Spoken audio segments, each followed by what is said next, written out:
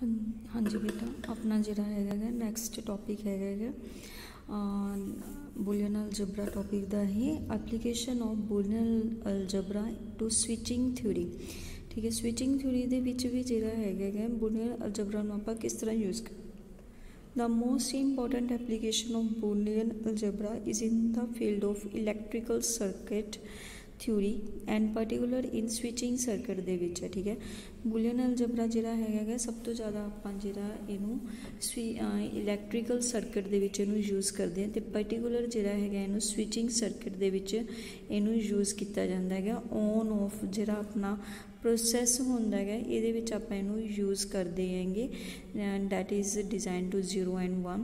Switches can be combined in a series. जो switches होंगे अपने इन्हों एक सीरीज़ के विच कंबाइन किया जाता है या पैरलर कनैक्शन के विच कंबाइन किया जाता है। एंड द बिहेवियर जोड़ा है that is depends upon the Boolean logic थे। उस टाइम जो बिहेवियर वो करते हैं वो किस ते डिपेंड करता है, बूलीयन लॉजिक ते डिपेंड करता है। जब आप एग्जाम्पल लाइए कि सीरीज़ जिमें कोई सीरीज़ दे विच है जे अपने कोले कोई सर्किट है जिहड़ा स्विचेस जिहड़े हैगे वो सीरीज़ दे विच है, सीरीज़ कनैक्शन है तो की हो जाएगा क्लोज होएगा। आपां की कहांगे वो सीरीज़ दे विच है।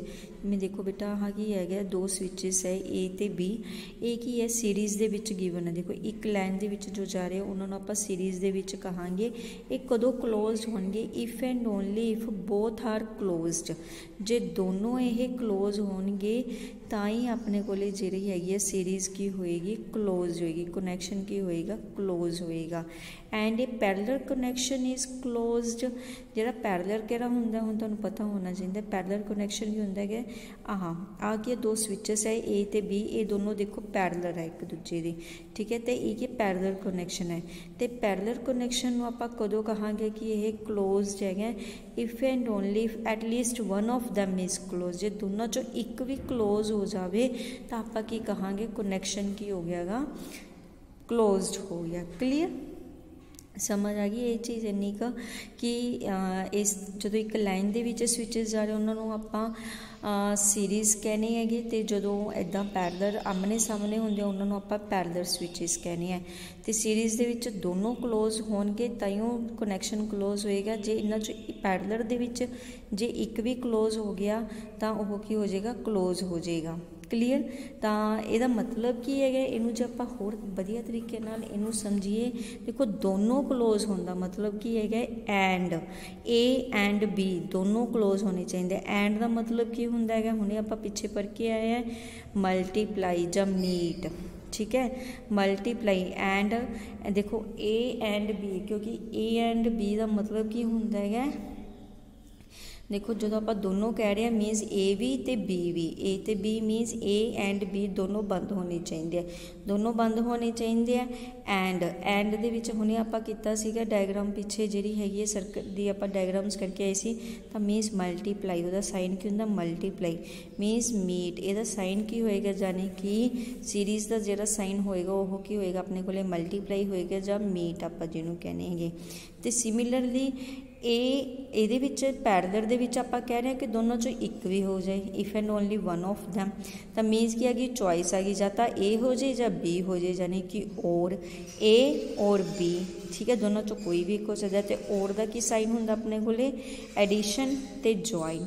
क्लीयर, इस चीज़ में तुसीं चंगी तरह यही चीज़ मेन ਇਹਦਾ बेसिक पॉइंट यही है, यही समझना है कि जो आप चॉइस की गल करें ए और बी यानी कि कोई भी एक यानी कि और दा हुणे आप पिछे पढ़ के आए और दा मतलब क्या है एडिशन एंड जॉइन।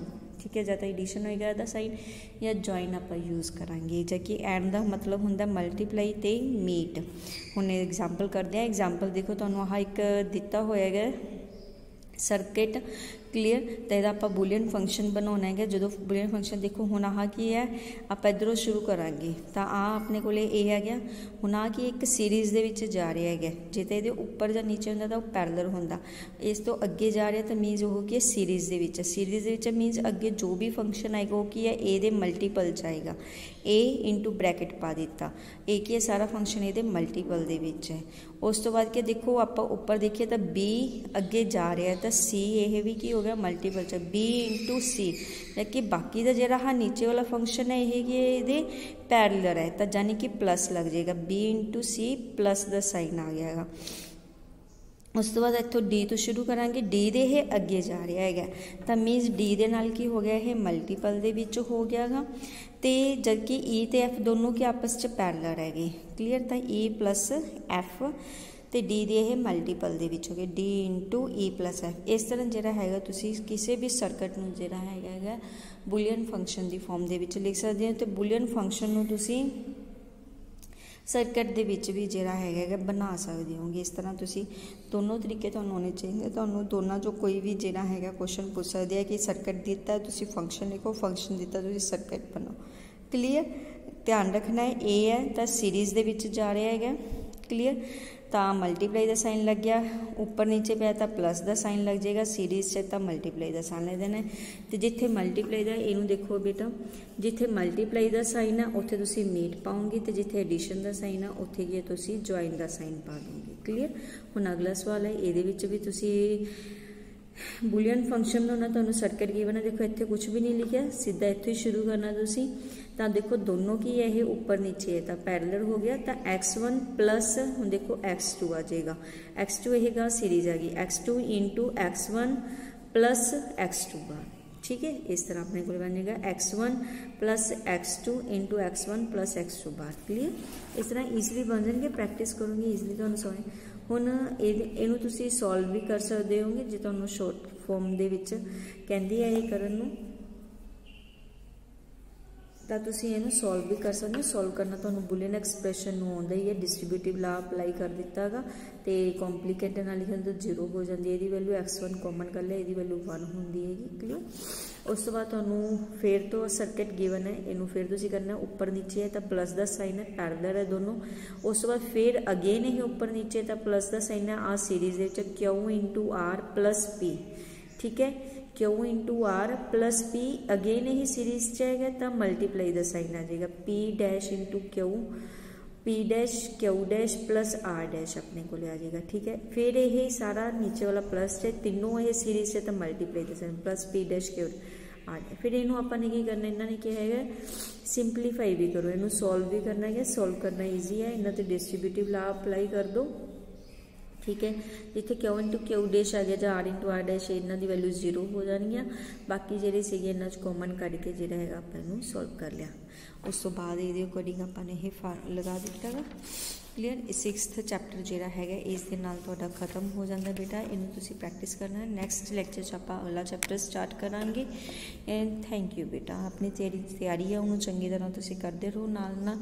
चैप्टर ये काफ़ी इंपॉर्टेंट है, 6th चैप्टर ये काफ़ी कुछ आएगा, जो तुहानूं कुछ नहीं समझ आएगा तुसी पूछ लेना बेटा, तो इनू चंगी तरह जो है तुसी करना 6th चैप्टर नूं तैयार। मैं नाल तुहानूं वीडियोज़ भी शेयर कर रही हैं, तो जे तुहानूं कोई टॉपिक नहीं क्लीयर हो रहा तो मैं उहदे नाल रिलेटेड होर वीडियोज़ तुहानूं शेयर कर देवांगी। चंगी तरह ये चैप्टर करना है, तो नैक्सट लैक्चर च आपां 7th चैप्टर स्टार्ट करांगे। 8th चैप्टर की बेटा तुसी असाइनमेंट तैयार करनी है, मैथमैटिकल इंडक्शन चैप्टर है, वो ईजी चैप्टर है, ईजीली तुसी कर सकते हो। तुसी क्या पहला किया होया +2 तो तुसी कर रहे होंगे, उन्होंने तुसी कर लेना। थैंक यू बेटा।